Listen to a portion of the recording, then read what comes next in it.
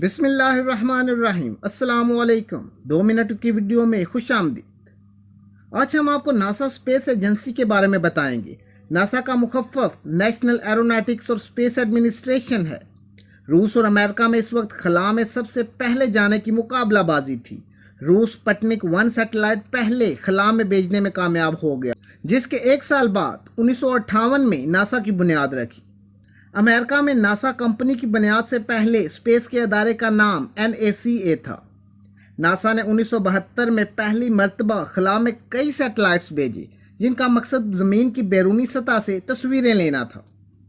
امریکہ کے صدر کینیڈی نے ناسا کو چاند پر جانے کے لیے 1960 تک کا وقت دیا، لیکن 1969 میں نیل آرمسٹرانگ اپولو 1 کے ذریعے چاند پر قدم رکھنے والا پہلا آدمی بن گیا۔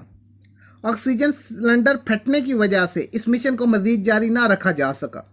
ناسا کا ہیڈ کوارٹر واشنگٹن DC میں ہے۔ اس کے علاوہ ملک کی مختلف ریاستوں میں ناسا کی جدید ترین لیبارٹریز اور ٹیسٹ سینٹر بنے ہوئے ہیں۔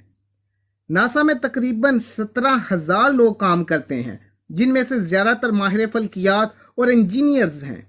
اس کے علاوہ یہاں پر وکیل، رائٹرز اور استاد بھی ملازمت کرتے ہیں۔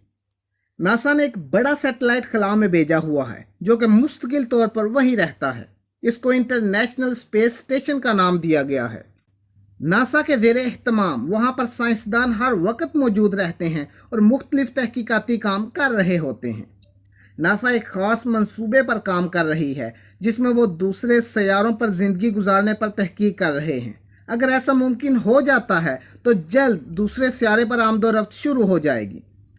ناسا نے اس مقصد کے حصول کے لیے 2012 میں مارس سیارے پر تحقیقاتی ٹیم بھی بھیجی، تاکہ زندگی کے وجود کا پتہ لگایا جا سکے، لیکن ابھی اس معاملے پر تحقیق جاری ہے۔ مزید معلوماتی ویڈیوز کے لیے چینل کو سبسکرائب کریں اور بیل کے بٹن کو ضرور دبا دیں۔ شکریہ۔